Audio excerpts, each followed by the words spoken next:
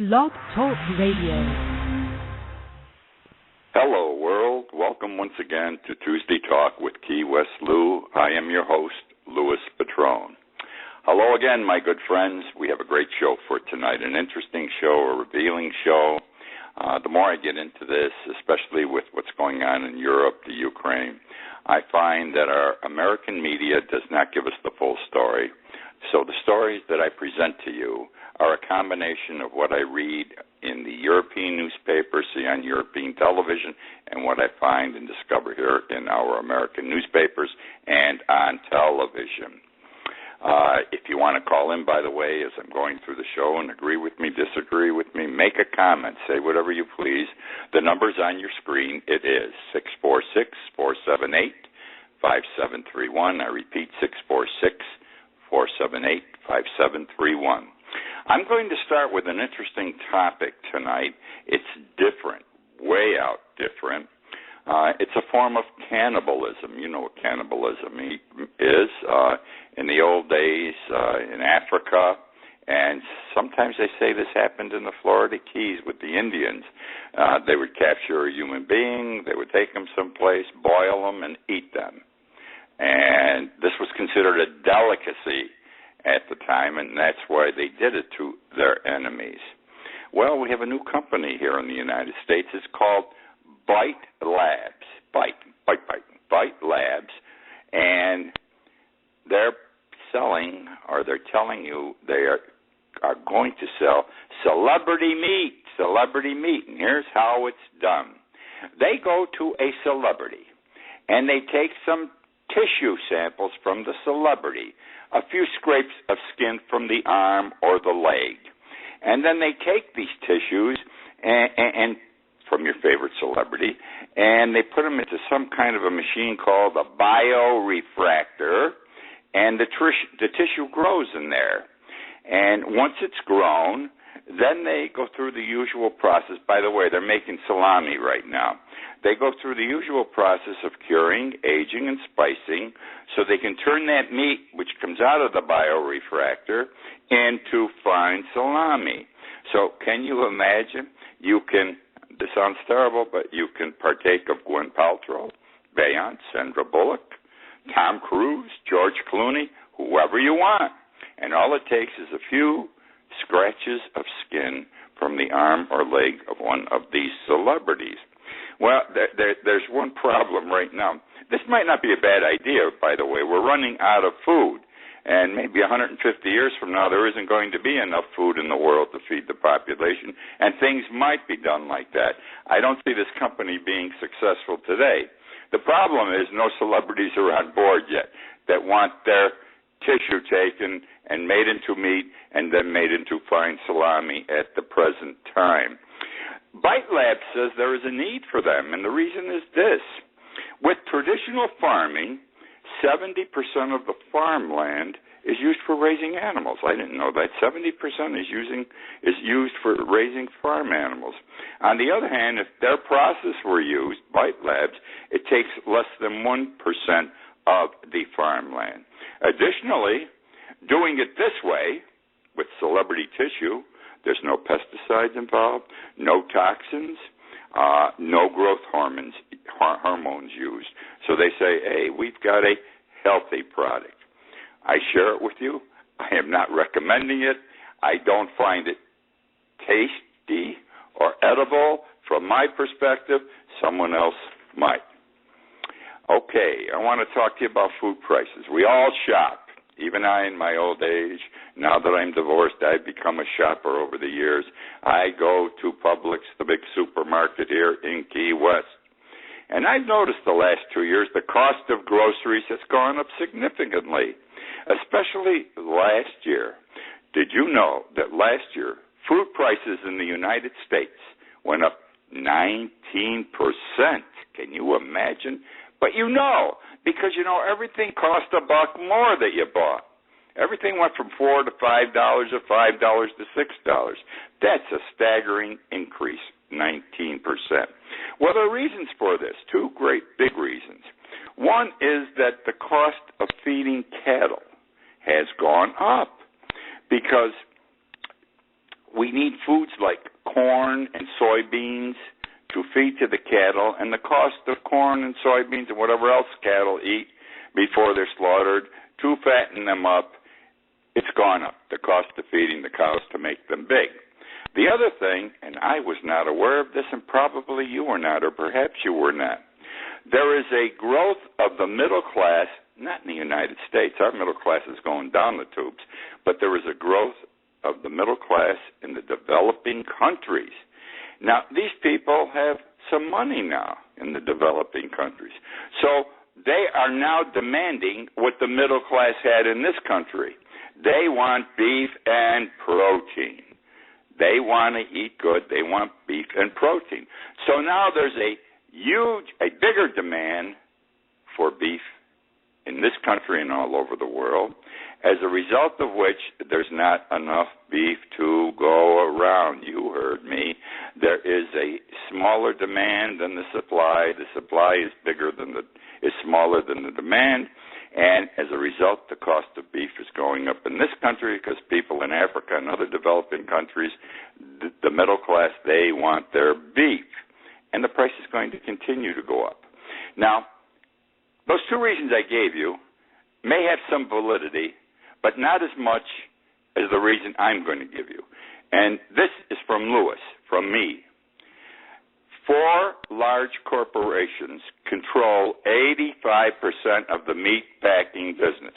You heard me. Just like 6 agri-farms, Dow Chemical, Monsanto control fruits and vegetables that they grow on these big farms.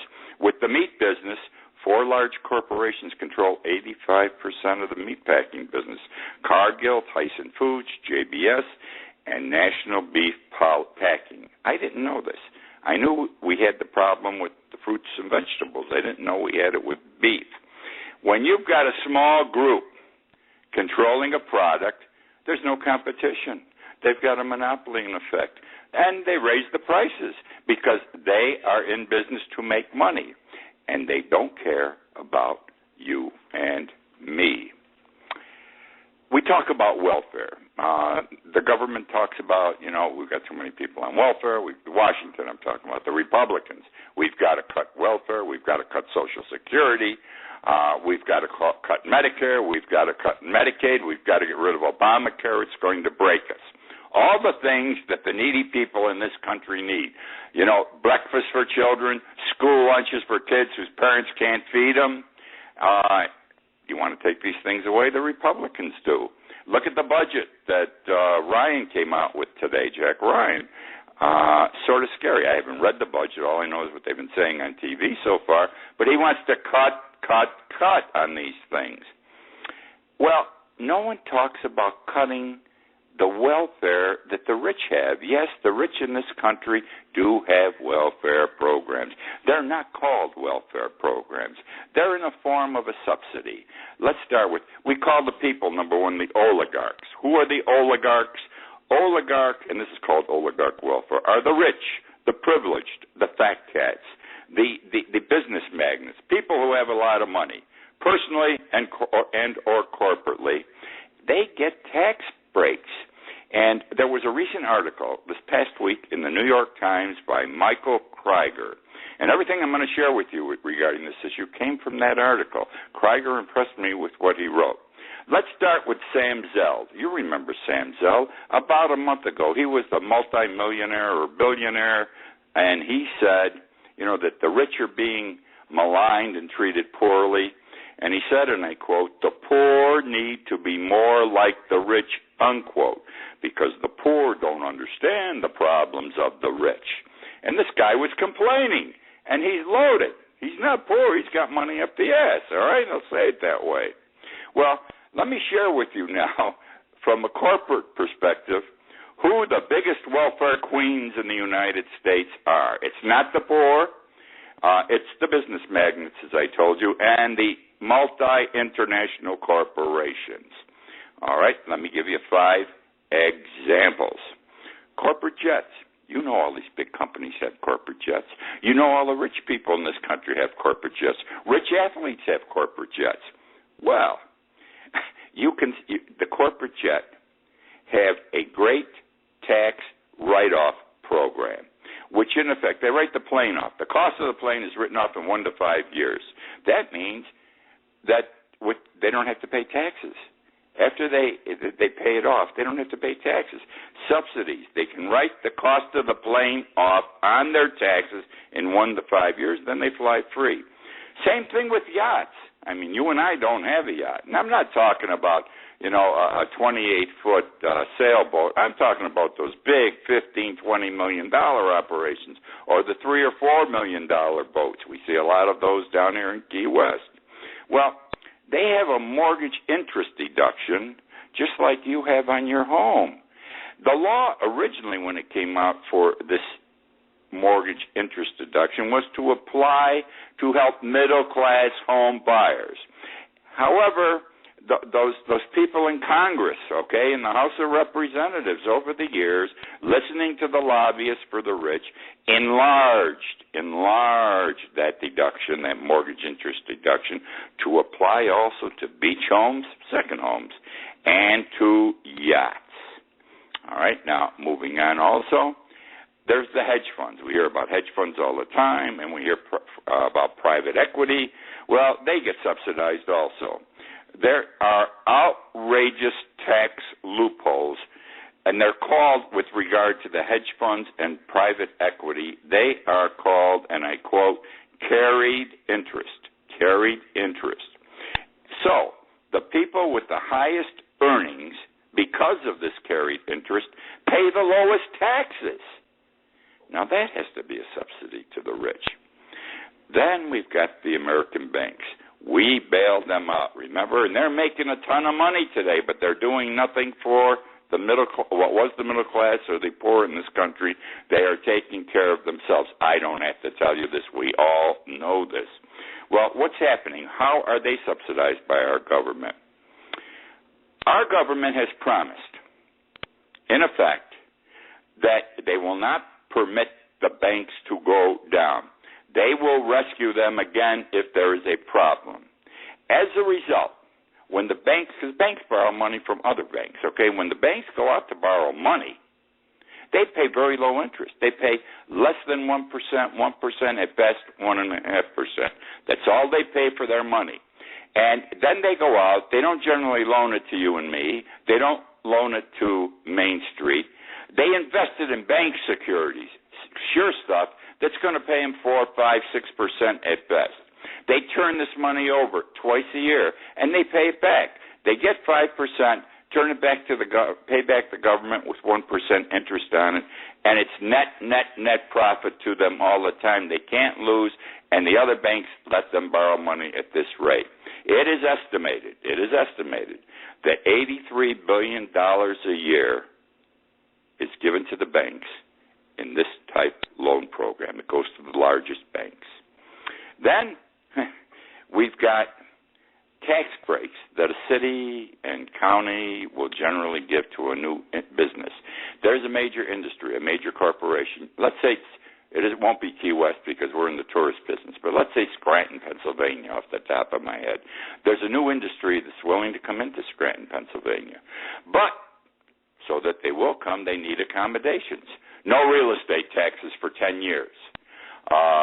No sales taxes if they have it for 5 years. And they get all these tax benefits, which they really don't need because they're making so much money or they would not be building the new plant. Are you with me?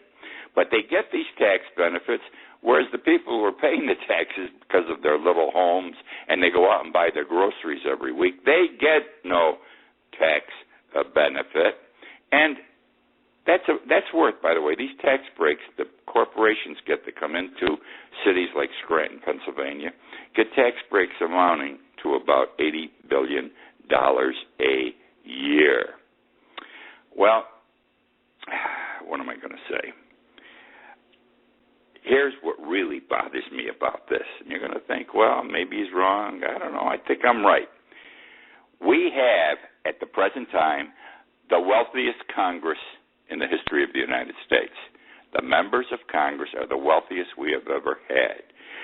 We have more millionaires in Congress today than we have ever had in the history of the United States. And these guys, they became millionaires when they went to Congress, most of them. They were not millionaires before, which says something about the system. I mean, how can you go to Congress, you're going to make $170,000 a year or so with some perks, and all of a sudden you become a millionaire or a multimillionaire after 2, 3, 4 years? Something is wrong. Now, where do they get this money from? I'm not saying they take bribes. They are honorable men. They would not do that. But they do get benefits besides the money in their accounts for their next election. They get the trips. They probably are told buy this stock. I don't know what they do. All I know is they go there less than a millionaire, and they come home, most of them, millionaires, and most multi-millionaires, which means something is wrong and something stinks in Washington. Now, when these guys are in Washington, they don't talk about, taking away the tax write-offs for the corporate jets, the mortgage interest deduction on the yachts, the carrier interest on hedge funds and private equity funds, the subsidies for American banks in the form of cheap interest to borrow money. They never talk about doing away with those things. What do they talk about doing away with? Our newfound millionaires or wannabe millionaires? They talk about getting rid of Social Security, Medicare, and Medicaid, the things that help the poor. They want to cut aid to the poor. They never talk about reducing the public assistance, the welfare, to the rich. We're going to move over now. A man called Lou Harris. Lou Harris is an American icon, very famous man. He's got to be about 15 years older than me, and I've traced him. I've lived with him, in effect, that means through my life. He is now 93. He has retired to Key West, Florida. Lou Harris has lived in Key West for many years.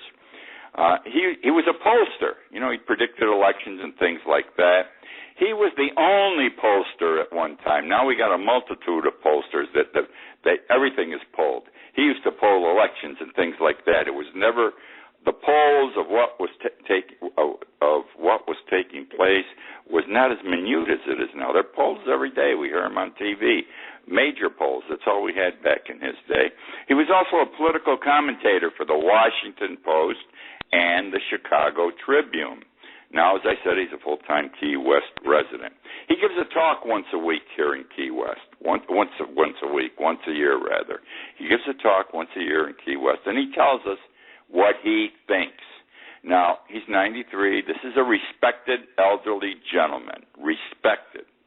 And here's what he said in his talk last week, and I quote, he said, "The forces of government destruction are at our gates. The forces of government destruction are at our gates." He also said, "There is and I quote, coup to destroy the United States government. There's a coup to destroy the United States government." And he comes out and he says, "I blame the Republican right. I blame the Republican right. They are big business, big corporations, and very, very rich people, and they want to bring down government as we know it in the United States today. They want it to be a creature that helps them and not the general population. In other words, they want this country to be for the 1% and not the 99%. Smart man, Lou Harris. People should listen to him.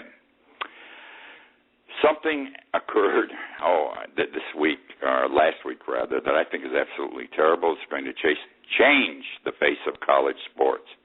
The National Labor Relations Board rendered a decision last week. The students, the football team at Northwestern University went before the National Labor Relations Board, and they said, "Hey, we're on scholarship. We're on athletic scholarship.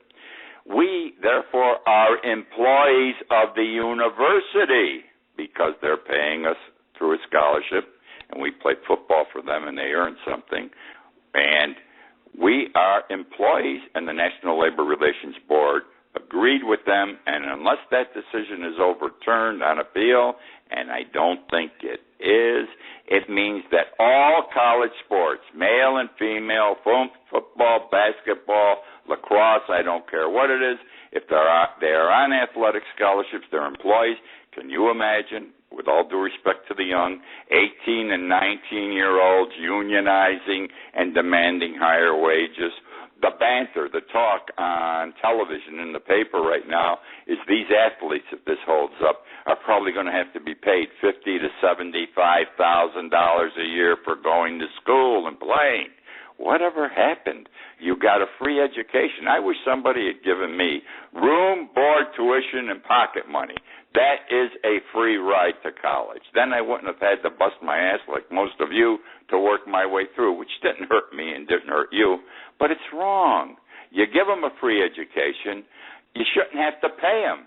The problem is, and this has been coming, the schools make so much money off television today. They make so much money off television today that there appears, and there probably is, an injustice. The Final Four is going to be played this weekend, I think Sunday and Tuesday.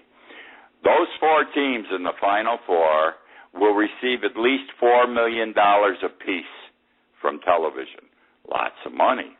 Now, I don't know what, for example, basketball universities or colleges make today, but when I was involved at Syracuse University back in the mid-'80s, in the mid-1980s, I was chairman of the Board of Visitors at the law school. I was privy to what was going around.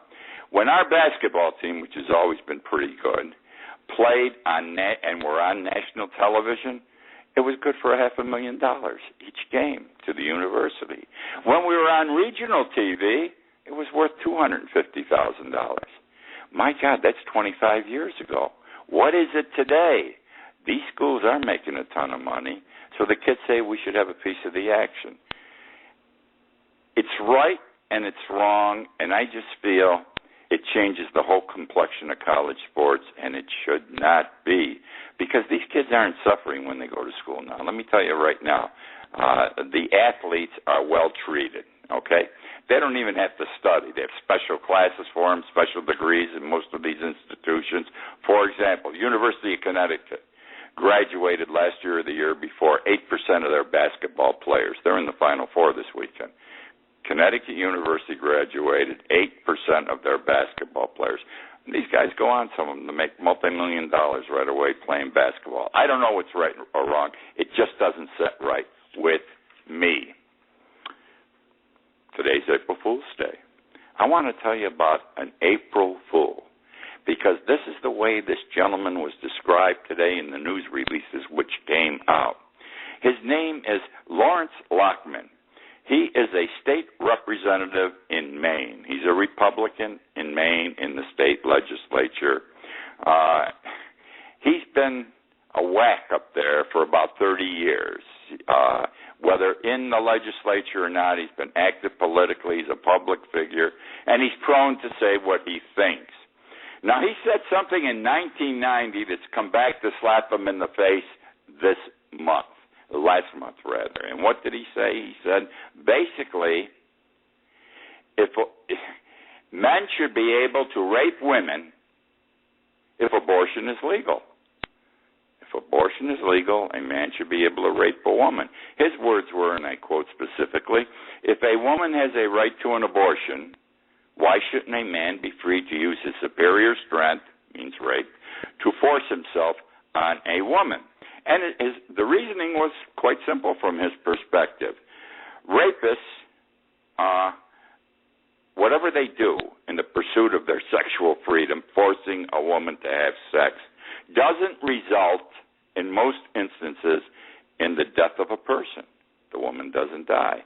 On the other hand, in every instance with an abortion, there is a death.